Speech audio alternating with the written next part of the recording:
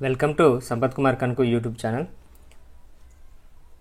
ఎవరైతే stock market గురించి basics నుంచి నేర్చుకోవాలనుకుంటున్నారో మన ఛానల్లో ఒకటి ప్లేలిస్ట్ ఉంటుంది. ఇలా మన ఛానల్కి వచ్చిన తర్వాత ఇక్కడ హోమ్ వీడియోస్ ఇలా ఆప్షన్స్ కనిపిస్తున్నాయి కదా, ఇక్కడ ప్లేలిస్ట్ పైన క్లిక్ చేయండి. క్లిక్ చేస్తే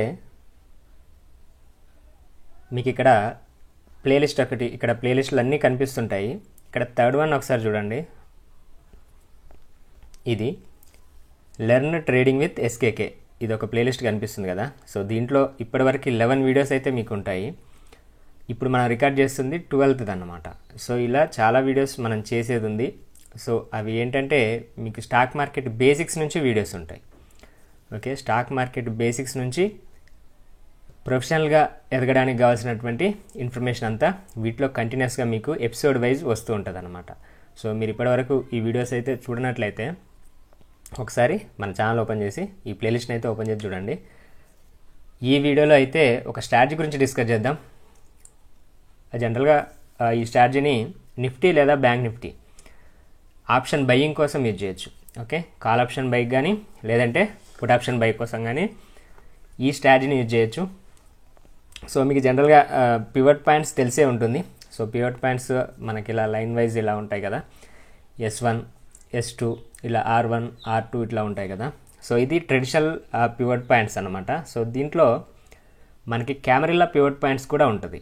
ఓకే, సో దాంట్లోనే మనం చిన్న సెట్టింగ్ చేంజ్ చేయడం ద్వారా మనకి క్యామెరిల్లా పివట్ పాయింట్స్ అనేటువంటి ఒక ఇండికేటర్ అయితే మనకు కనిపించడం జరుగుతుంది. సో దాంట్లో మనకి కొన్ని లెవెల్స్ ఉంటాయి. ఆ లెవెల్స్ అనేది మనకి సపోర్ట్ అండ్ రెసిస్టెన్స్ లాగా యాక్ట్ చేస్తుంటాయి అన్నమాట.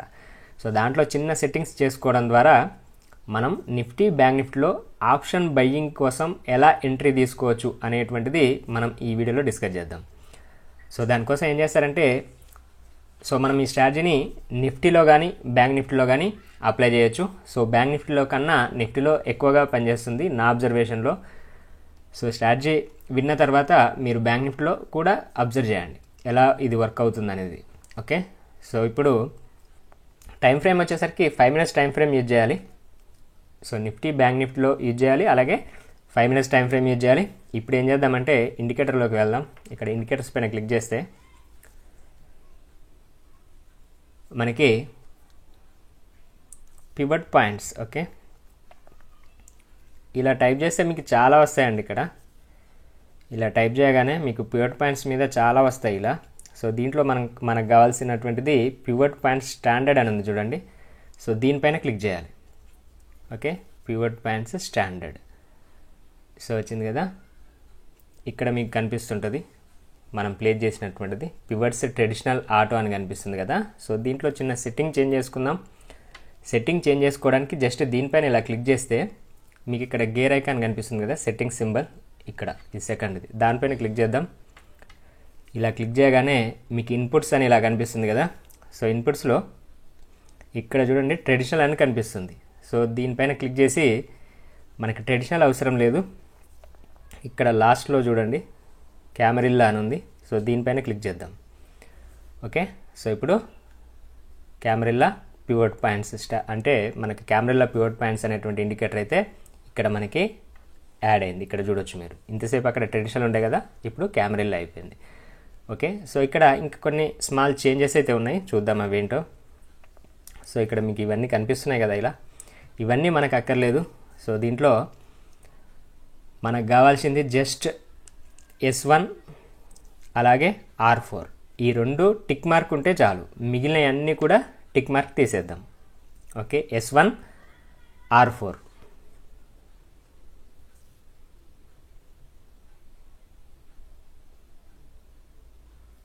ఓకే, జస్ట్ S1 R4 ఉంచాం. కలర్స్ చేంజ్ చేద్దాం. సో ఇక్కడ S1కి, ఎందుకంటే ఈ S1 అనేటువంటిది జనరల్గా సపోర్ట్ లాగా యాక్ట్ చేస్తుంది కాబట్టి గ్రీన్ కానీ బ్లూ కానీ మీ ఇష్టం, ఏదైనా ఇవ్వచ్చు. సో అలాగే R1కి రెడ్ కలర్ అయితే ఇస్తున్నాను. రైట్, ఒక్కసారి సెట్టింగ్స్ మళ్ళీ ఒకసారి చూద్దాం. ఇక్కడ S1 R4, okay, clear. Right, ఇక్కడ మీకు 2 లైన్స్ కనిపిస్తున్నాయి కదా. సో ఇక్కడ కనిపించేటువంటి లైన్ ఏంటి, S1. సో ఇక్కడ కనిపించేటువంటిది R4 అన్నమాట. ఓకే, సో ఇంకొక ఇండికేటర్ కూడా మనం యూజ్ చేయాల్సి ఉంటుంది ఈ స్ట్రాటజీలో. మళ్ళీ ఇక్కడ ఇండికేటర్స్ పైన క్లిక్ చేసి moving average exponential, okay, EMA అన్నమాట. Okay, moving average exponential. So ఇలా క్లిక్ చేయగానే మనకు ఆటోమేటిక్గా ఇక్కడ లెఫ్ట్ సైడ్ యాడ్ అయింది కదా EMA 9 అని. మనకు కావాల్సినటువంటిది మళ్ళీ దీంట్లో కూడా ఆ సెట్టింగ్స్ చేంజ్ చేయాలి.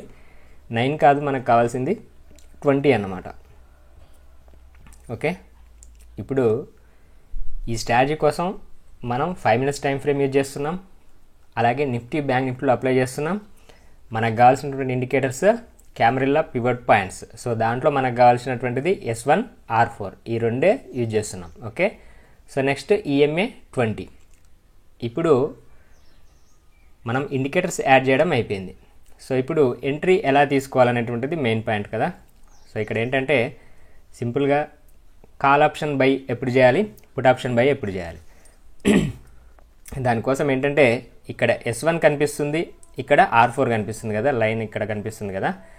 ఓకే, అలాగే ఇక్కడ ఒకటి ఇండికేటర్ ఉంది, అది 20 EMA. ఎప్పుడైతే ఒకవేళ 20 EMA, ఓకే, ఈ 20 EMAకి అలాగే ఇక్కడ S1 ఉంది కదా, ఈ రెండింటికి మధ్యలో first 5 minutes candle open and close అయింది అనుకోండి.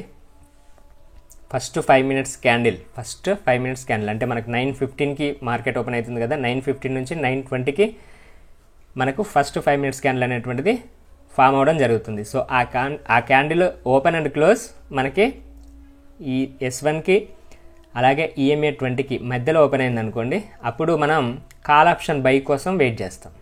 ఓకే, కాల్ ఆప్షన్ బై కోసం వెయిట్ చేస్తాం. మరి ఎప్పుడు ఎంట్రీ ఇస్తాము అంటే ఎప్పుడైతే ఇక్కడ చూడండి, ఇక్కడ సేమ్ అలాగే కదా, 20 EMAకి అలాగే S1కి మధ్యలో ఓపెన్ అయింది. అంటే ఇక్కడ మనం దేనికోసం వెయిట్ చేస్తాం, కాల్ ఆప్షన్ బై కోసం మాత్రమే వెయిట్ చేస్తాం. సో ఎప్పుడు మరి బై చేస్తాం కాల్ ఆప్షన్ అంటే ఎప్పుడైతే ఈ ఇండికేటర్ని దాటి ఒక గ్రీన్ క్యాండిల్ క్లోజ్ అవుతుందో, 20 EMA పైన ఒక గ్రీన్ క్యాండిల్ క్లోజ్ అవుతుందో అక్కడ మనం ఎంట్రీ తీసుకోవాలి. ఓకే, సో ఇక్కడ క్లోజ్ అయింది కదా, ఇక్కడ మన ఎంట్రీ ఉంటుంది. ఓకే, అలాగే స్టాప్ లాస్ వచ్చేసరికి మనకు లేటెస్ట్ స్వింగ్ ఇక్కడ ఉంది కదా, సో ఈ రేంజ్లో మన స్టాప్ లాస్ ఉంటుంది. ఓకే, సో ఈ రేంజ్లో అంటే మనకి ఇక్కడ ఎంత ఉంది, 22,000 ఉంది కదా, 22,000 CE ఇది యాడ్ చేసుకోవాలన్నమాట. ఓకే, అంటే బై చేయాలన్నమాట. బై చేసిన తర్వాత మనం ప్రీమియంతో సంబంధం లేకుంటే ఏంటంటే నిఫ్టీ స్పాట్ చార్టే చూసుకోవాలి. ఎప్పుడైతే ఇది కిందికి వచ్చి ఇక్కడికి వచ్చేస్తుందో ఇది మన స్టాప్ లాస్ అన్నమాట. ఇక్కడ ఎగ్జిట్ అవ్వాలి. అక్కడ అంత ప్రీమియం ఎంత ఉన్నా సరే ఒకవేళ ఇలా డౌన్ వచ్చింది అనుకోండి, ఎగ్జిట్ అవ్వాలి. టార్గెట్ ఎక్కడ ఉంటుంది అంటే మనకి ఇక్కడ ఎంట్రీ పాయింట్ నుంచి ఇక్కడ ఎంట్రీ ఇస్తున్నాం కదా, ఈ గ్రీన్ క్యాండిల్ పైన ఇక్కడ ఎంట్రీ ఇచ్చామంటే ఈ రేంజ్లో మనకి స్టాప్ లాస్ ఉంటుంది. సో ఈ ఎంట్రీకి స్టాప్ లాస్కి డిఫరెన్స్ ఎంత ఉందో అంత మనం మినిమం టార్గెట్ అయితే ఎక్స్పెక్ట్ చేయొచ్చు అనమాట. ఓకే, సో ఇది CE బై చేయడం కోసం. ఓకే, అదే పుట్ ఆప్షన్ బై కోసం ఏంటి అంటే ఎప్పుడైతే ఈ R4కి అలాగే 20 EMAకి మధ్యలో ఫస్ట్ 5 మినిట్స్ క్యాండిల్ కనుక ఓపెన్ అండ్ క్లోజ్ అయింది అనుకోండి, అప్పుడు మనం PE బై కోసం వెయిట్ చేస్తాం.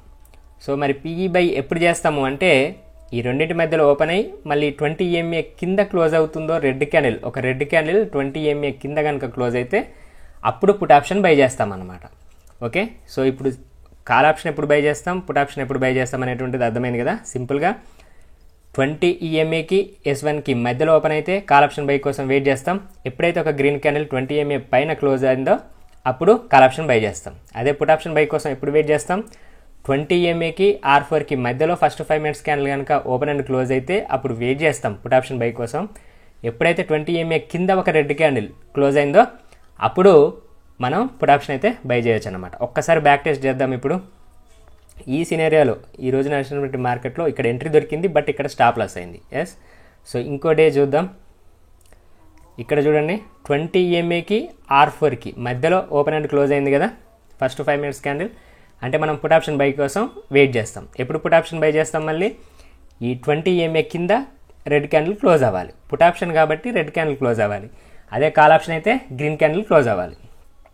ఓకే, సో ఇక్కడ చూడవచ్చు కదా, ఇక్కడ ఈ క్యాండిల్ అనేటువంటిది ఈ క్యాండిల్ మనకి 20 MA కింద క్లోజ్ అయింది. ఓకే, ఇక్కడ ఎంట్రీ ఇస్తాం.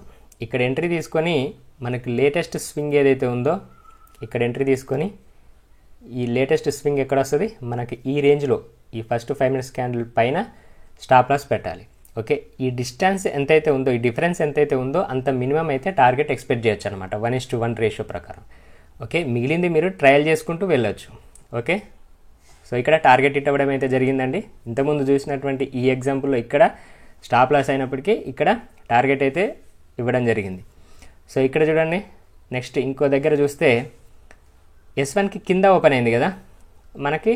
అంటే ఇట్లా ఉన్నప్పుడు ఏంటంటే మనం ఈ స్ట్రాటజీని అప్లై చేయమన్నమాట. మనకి S1కి 20 MAకి మధ్యలో ఓపెన్ అండ్ క్లోజ్ అవ్వాలి, లేదంటే R4 20 MAకి మధ్యలో అయినా ఫస్ట్ 5 minutes క్యాండిల్ అనేది ఓపెన్ అండ్ క్లోజ్ అవ్వాలి. ఇది అలా కాలేదు కాబట్టి ఇక్కడ మనం వెయిట్ చేయం.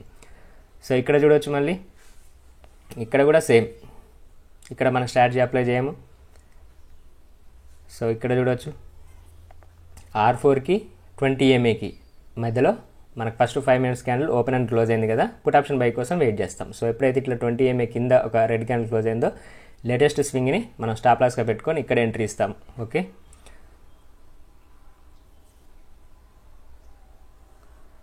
సో ఇక్కడ ప్రాపర్గా ఓపెన్ అవ్వలేదు కదా, వదిలేస్తాం. సో నెక్స్ట్ ఇక్కడ చూడవచ్చు R4కి S1కి మధ్యలో ఓపెన్ అయింది కదా, ఓపెన్ అండ్ క్లోజ్ అయింది. సో పుట్ ఆప్షన్ బై ఎప్పుడు చేస్తాం, ఈ క్యాండిల్ ఇలా రెడ్ క్యాండిల్ కింద క్లోజ్ కాగానే 20 MA కింద క్లోజ్ కాగానే ఇక్కడ ఎంట్రీ ఇస్తాం, ఈ రేంజ్లో స్టాప్ లాస్ పెడతాం. సో ఇక్కడ మంచి ప్రాఫిట్ అయితే ఇవ్వడం జరిగిందన్నమాట. ఓకే, సో ఇది స్ట్రాటజీ. ఇందులోనే ఇంకో సెట్టింగ్ కూడా మార్చుకోవచ్చు. మీకు ఇదే వీడియోలో ఇంకో రకంగా కూడా ఎంట్రీస్ తీసుకోవచ్చు. ఓకే, సో అదేలాగా చూద్దాం. పివట్ పాయింట్స్ కెమెరెల్లా అని ఉంది కదా, సో దీంట్లో మనం ఇప్పుడు కెమెరెల్లా పివట్ పాయింట్స్ దాంట్లోనే సెట్టింగ్స్ చేంజ్ చేద్దాం. ఇన్పుట్లో ఇప్పటివరకు మనం ఏం యూజ్ చేసాం, S1 R4 యూజ్ చేసాం కదా. సో ఇప్పుడు ఏం చేద్దామంటే R1 S4 యూజ్ చేద్దాం. Okay, R1 S4. సో వీటిని తీసేద్దాం. R1 క్లిక్ చేద్దాం, S4 క్లిక్ చేద్దాం. సో S4 మనం గ్రీన్ కానీ బ్లూ కానీ ఇచ్చేద్దాం. Okay, right, S4 R1. So same strategy same అన్నమాట. మనం సెట్టింగ్స్ చేంజ్ చేసాం బట్ స్ట్రాటజీ సేమ్. ఏంటది, S4కి 20 MAకి ఈ రెండింటి మధ్యలో ఓపెన్ అయింది అనుకోండి, ఎప్పుడైతే ఈ 20 MA పైన గ్రీన్ క్యాండిల్ క్లోజ్ అయిందో అప్పుడు కాల్ ఆప్షన్ బై చేస్తాం. అదే ఒకవేళ 20 MAకి అలాగే R1కి మధ్యలో first 5 minutes candle open and close అయింది అనుకోండి, అప్పుడు పుట్ ఆప్షన్ బై కోసం వెయిట్ చేస్తాం. ఎప్పుడైతే ఒక రెడ్ క్యాండిల్ 20 MA కింద క్లోజ్ అయింది అనుకోండి, అప్పుడు పుట్ ఆప్షన్ని బై చేయడం జరుగుతుంది అనమాట. ఓకే, సో ఇవాళ ఎగ్జాంపుల్ చూద్దాం. ఇక్కడ కింద ఓపెన్ అయింది, పైకి వెళ్ళింది, బట్ ఇక్కడ స్టాప్ లాస్ అయింది. రైట్, నెక్స్ట్ ఇక్కడ చూడండి, ఇది R4 పైన ఓపెన్ అయింది కాబట్టి దాన్ని కన్సిడర్ చేయం. సో నెక్స్ట్ ఇక్కడ చూడొచ్చు, ఫస్ట్ 5 minutes క్యాండిల్ S4కి 20 MAకి మధ్యలో ఓపెన్ అయింది కాబట్టి కాల్ ఆప్షన్ బై కోసం వెయిట్ చేస్తాం. సో ఇక్కడ గ్రీన్ క్యాండిల్ అనేటువంటిది ఎప్పుడైతే 20 MA పైన క్లోజ్ అయిందో ఇక్కడ ఎంట్రీ తీసుకుంటాం, ఇక్కడ స్టాప్ లాస్ అయితే పెట్టడం జరుగుతుంది. సో ఇక్కడ మంచి ప్రాఫిట్ అయితే ఇవ్వడం జరిగింది. ఓకే, సో ఇక్కడ సేమ్ కాల్ ఆప్షన్ బై కోసం వెయిట్ చేస్తాం, బట్ గ్రీన్ క్యాండిల్ దానిపైన క్లోజ్ అవ్వలేదు కాబట్టి అక్కడ బై చేయం. సో బట్ ఇక్కడికి వచ్చిన తర్వాత ఇక్కడ అయింది చూడండి, ఒక గ్రీన్ క్యాండిల్. ఎప్పుడైతే గ్రీన్ క్యాండిల్ అలా క్లోజ్ అవుతుందో ఇక్కడ మనం ఎంట్రీ తీసుకోవచ్చు, ఇక్కడ స్టాప్ లాస్ పెట్టవచ్చు. ఓకే, సో మీకు ఒకవేళ రిస్కీగా అనిపిస్తే ఆల్రెడీ ఇక్కడ ట్రై చేసింది బట్ బ్రేక్ చేయలేదు కదా, దానిపైకి వెళ్ళలేదు. సో ఇలా చాలాసేపటి తర్వాత ఇచ్చింది కాబట్టి సో ఇలాంటి సిచ్యువేషన్లో ఒకవేళ వదిలేస్తే దాన్ని వదిలేయచ్చు. ఓకే, సో ఇక్కడ ప్రాపర్గా ఓపెన్ అవ్వలేదు, ఇక్కడ కూడా అంతే, ఇక్కడ అంతే. సో నెక్స్ట్ మళ్ళీ ఇక్కడ చూడొచ్చు, S4కి 20 MAకి మధ్యలో ఓపెన్ అండ్ క్లోజ్ అయింది కదా. సో ఇక్కడ కాల్ ఆప్షన్ బై కోసం వెయిట్ చేస్తాం. ఎప్పుడైతే దీనిపైన క్లోజ్ అయిందో ఇక్కడ ఎంట్రీ తీసుకొని లేటెస్ట్ స్వింగ్ని స్టాప్ లాస్గా పెడతాం. 1:1 రేషియోలో ఈజీగా మనకైతే టార్గెట్ అచీవ్ అవ్వడం జరిగింది. సో ఇదన్నమాట స్ట్రాటజీ. సో ఇది సింపుల్ స్ట్రాటజీ. ఇలాంటి స్ట్రాటజీస్ ఇంకా చాలా వీడియోస్ అయితే చేసేది ఉంది. సో మీరు కనుక ఫాలో అవ్వాలనుకుంటే ఈ స్ట్రాటజీని ఒకసారి బ్యాక్ టెస్ట్ చేయండి. బ్యాక్ టెస్ట్ చేయడమే కాకుండా మీకు money management and risk management తెలిసి ఉండాలండి. ఈరోజు ఈ వీడియో చూసేసి రేపు డైరెక్ట్ లైవ్ మార్కెట్లో ట్రేడ్ చేయకుండా ఇలా మనం ఏదైతే ఎక్స్ప్లెయిన్ చేశామో దీన్ని మీరు కూడా బ్యాక్ టెస్ట్ చేయండి. బ్యాక్ టెస్ట్ చేసిన తర్వాత లైవ్ మార్కెట్లో ఒకసారి నిజంగా మీరు ఎంట్రీ తీసుకుంటే ఏమవుతుంది అనేటువంటిది పేపర్ ట్రేడ్ చేయండి. అప్పుడు మీకు రిస్క్ రివార్డ్ రేషియోస్ మీకు ప్రాబ్లం లేకుండా ఉండి మీకు ఇది కంఫర్ట్గా అనిపిస్తే అప్పుడు మాత్రమే రియల్ ట్రేడ్ చేయండి. Thank you.